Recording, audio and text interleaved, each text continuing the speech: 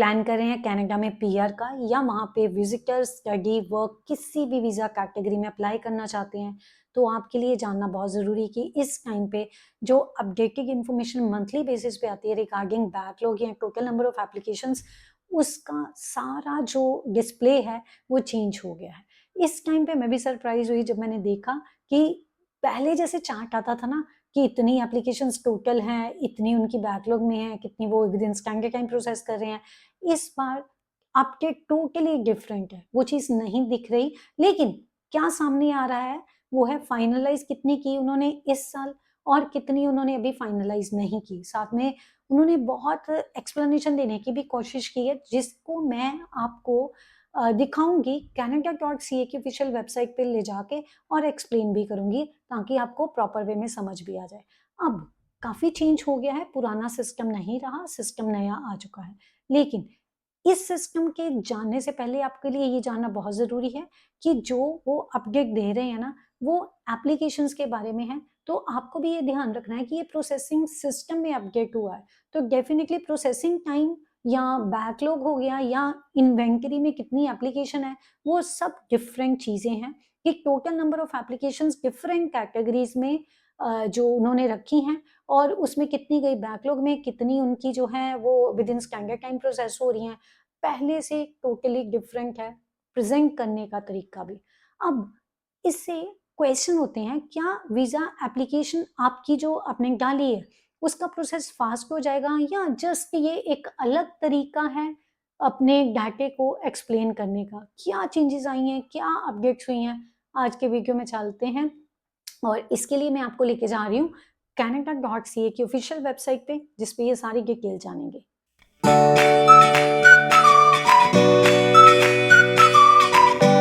आ चुके हैं हम IRCC की ऑफिशियल वेबसाइट पे, तो जहां पे हम बात करने जा रहे हैं inside IRCC application processing system. इसका टाइमलाइन जो है 31 मई 2026 का है। इस टाइम तक की इंफॉर्मेशन सामने आई है। एक जो मुझे अलग सी चीज जो मैं सबसे पहले आपके साथ डिस्कस करूंगी वो है प्रोसेसिंग सिस्टम। यहाँ पे सिस्टम की बात हुई, ध्यान रखना बहुत जरूरी। अब सिस्टम है क्या, इन्होंने 3 भागों में बांटा है कि किस तरीके से आपकी एप्लीकेशन मतलब किन 3 स्टेजेस से आगे होके गुजरती है। सबसे पहले जब आपकी एप्लीकेशन कंप्लीट हो, मैं भी सजेस्ट करती हूँ अपनी एप्लीकेशन कंप्लीट भेजिए। अगर आपकी एप्लीकेशन कंप्लीट नहीं है तो वापस आ जाती है, ये रियलिटी है, आज की नहीं है, सदियों से यही प्रथा चली आ रही है। सेकेंड स्टेप है वी प्रोसेस द एप्लीकेशन और वेट फॉर अवेलेबल स्पेस, कि अगर आपकी स्पेस जो है वो ईयरली टारगेट के अकॉर्डिंग अगर अवेलेबल है तो ऑब्वियसली वो प्रोसेस होती है। अगर स्पेस नहीं है मतलब IRCC के बाद बहुत सारी एप्लीकेशंस हैं तो ऑब्वियसली वेट रहेगा, तो प्रोसेसिंग टाइम पे भी इफेक्ट पड़ता है।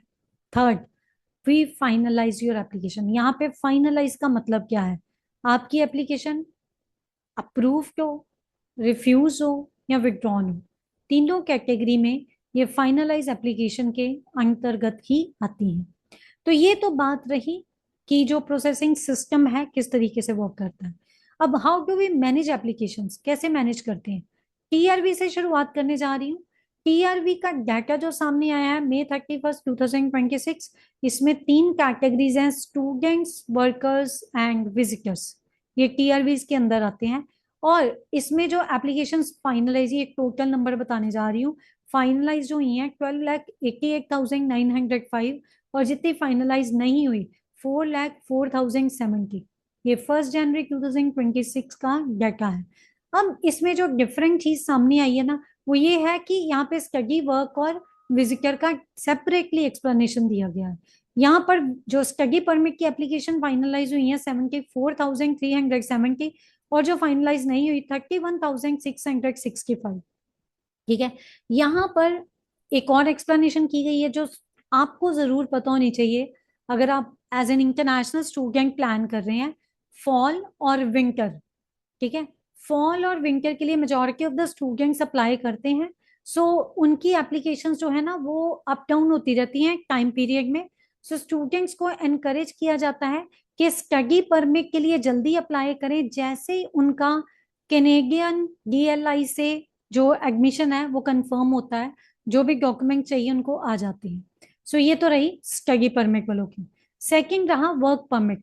वर्क परमिट की एप्लीकेशन फाइनलाइज होती है 1,40,775 1 जनवरी 2026 की, और जो एप्लीकेशन फाइनलाइज नहीं हुई 35,040 हैं जो फाइनलाइज नहीं हुई। यहाँ पे इन्होंने ना लाइक कैटेगरी भी बताई है कि किन को वो ज्यादा प्रायोरिटाइज कर रहे हैं। तो इसमें ये 3 कैटेगरीज हैं जिनको प्रायोरिटाइज किया जा रहा है। एम्प्लॉयर्स एंड स्किल्ड वर्कर्स जो ग्लोबल स्किल स्ट्रैटेजी से अप्लाई करते हैं।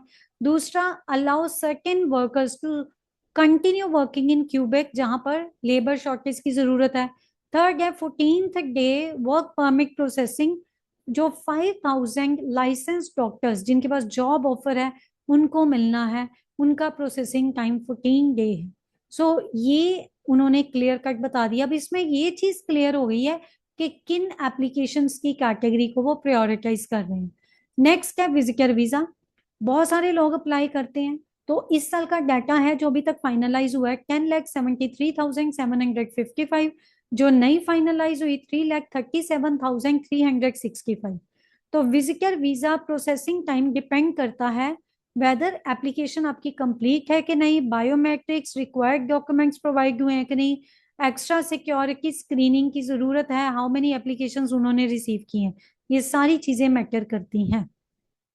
सो ये तो रहा टीआरवी वालों का डाटा। अब बात करते हैं परमानेंट रेजिडेंट्स वालों की। परमानेंट रेजिडेंट्स में जो इकोनॉमिक कैटेगरी में अप्लाई करते हैं, ऑब्वियसली ये पीआर के लिए अप्लाई करते हैं based on their skills and work experience. इसमें जो आ जाते हैं वो ये वाले प्रोग्राम है जिसमें express entry, federal business, regional economic programmes, उसके बीच में पीएनपी, एआईएनपी, यहाँ आरसीआईपी और एफसीआईपी, ये सारे आ जाते हैं। टोटल जो फाइनलाइज हुई हैं 1,11,000, जो अभी फाइनलाइज नहीं हुई 2,38,335। तो यहाँ पे परसेंटेज भी आ गई है, जो 75% प्रोसेस में है उसमें 25% के लिए अभी स्पेस की उनको वेट करनी पड़ेगी, टाइम लग जाना। अगर आप इसको और ज्यादा डिटेल में गो थ्रू करना चाहते हो तो कैटेगरीज हैं। सो कैटेगरीज जो हैं वो आपको मिल जाएंगी, जल्दी पता चल जाएगा। स्टार्टअप वीजा है, self employed person programme in Canada workers, ये सारी चीजें आप देख सकते हो। देखो in Canada workers 33,000 work permit holders, उनको लाइक इन्होंने टीयर से पीआर देना है, तो डेफिनेटली उनके लिए ये ट्रांजिशनिंग चल रही है।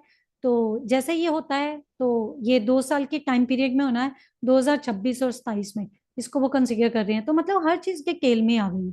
अब बात करते हैं फाइनली फाइनलाइज फॉर फैमिली 45,900 है, ठीक है। और जो फाइनलाइज नहीं हुई 1,59,765, इसमें रीयूनिफिकेशन और इंटरनेशनल एडॉप्शन दोनों ही आ जाते हैं। इसमें भी फर्दर जो है वो आपको स्पाउस, पार्टनर और चिल्ड्रन की बात की गई है, पेरेंट्स और ग्रैंड पेरेंट्स की है, इंटरनेशनल अडॉप्शन तीनों की ही कैटेगरी बताई गई है। नेक्स्ट, उसके बाद है स्पेशल मेजर्स। इसका ओवरऑल डाटा दिया गया है, इसमें कोई भी उन्होंने ये नहीं बताया कितनी फाइनलाइज हुई कितनी नहीं। सिटीजनशिप की बात करें तो इसका डाटा भी यहाँ पर सिटीजनशिप ग्रांट इसमें आ जाता है, और फाइनलाइज हुई है 1,31,000, उसके बाद 420, और एप्लीकेशंस जो फाइनलाइज नहीं हुई 3,26,365। सो प्रूफ ऑफ सिटीजनशिप की बात करें तो फाइनलाइज 28,940, और एप्लीकेशंस जो फाइनलाइज नहीं हुई 82,020, ठीक है। तो इसमें भी spotlight on managing processing applications के बारे में उन्होंने जो स्पॉटलाइट है वो दी हुई है, उसके बारे में बताया हुआ है। तो इस बार का जो डाटा सामने आया ना वो थोड़ा सा डिटेल्ड है, सिर्फ नंबर्स को नहीं डिस्कस कर रहा, फर्दर एक्सप्लेनेशन भी देने की कोशिश की गई है।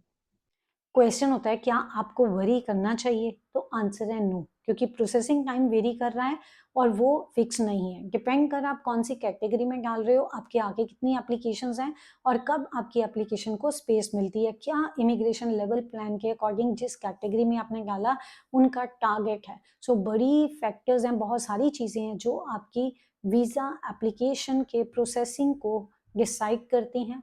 तो इसलिए ओवर कंसर्न मत होइए। मेरी एडवाइस आपके लिए यही है कि आप नंबर 1, जब भी अपनी एप्लीकेशन डालते हैं ना, तो ये मत करिए कि अभी एप्लीकेशन जो है वो ही मतलब आईआरसीसी को सबमिट हो जाए। उससे पहले चाहे 1 या 2 दिन या जितना भी टाइम आप लेना चाहते हैं उसको गो थ्रू ज़रूर कीजिए। दूसरा, कंप्लीट एप्लीकेशन डालिए ताकि आपकी एप्लीकेशन अपनी जो कहते हैं ना प्रोसेसिंग की क्यू में वो रहे। और तीसरा सबसे इम्पोर्टेंट चीज़ ये है कि आप ऑफिशियल अपडेट्स को ही चेक कीजिए रादर देन हियरसे पे बिलीव करने की बजाय या किसी और की बातों में आने की बजाय अब आईआरसीसी की तरफ से क्लियर कट काफ़ी चीज़ें ऑफिशियल वेबसाइट के ऊपर ही हैं जहाँ पे आप जाके चेक भी कर सकते हैं। मंथली बेसिस पे इसकी अपडेट्स आती रहेंगी। मैं डेफिनेटली आपके साथ शेयर करूँगी। अगर आपको अभी भी कन्फ्यूज़न है, आप अपना प्रोफाइल बिफोर सबमिशन इवैल्यूएट करवाना चाहते हैं, डिस्कस करना चाहते हैं, you are always welcome. We have our paid like appointment also, तो आप हमें कांटेक्ट कर सकते हैं। अदरवाइज आपका कोई जेनरिक क्वेश्चन है वो आप यहीं पे ही लिख के हमसे पूछ सकते हैं। Will definitely answer you as soon as possible. So धन्यवाद वीडियो को अंत तक देखा। वीडियो इन्फॉर्मेटिव लगी है तो कम से कम एक बंदे के साथ ज़रूर शेयर करना ताकि उसको अवेयरनेस हो, पता चले इस टाइम पे क्या ट्रेंड चल रहा है, क्या आईआरसीसी की तरफ से इंपॉर्टेंट अपडेट है। क्योंकि ये सारी चीज़ें जितनी भी ऑफिशियल वेबसाइट पे आई ना, ये काफ़ी क्लैरिटी देती हैं।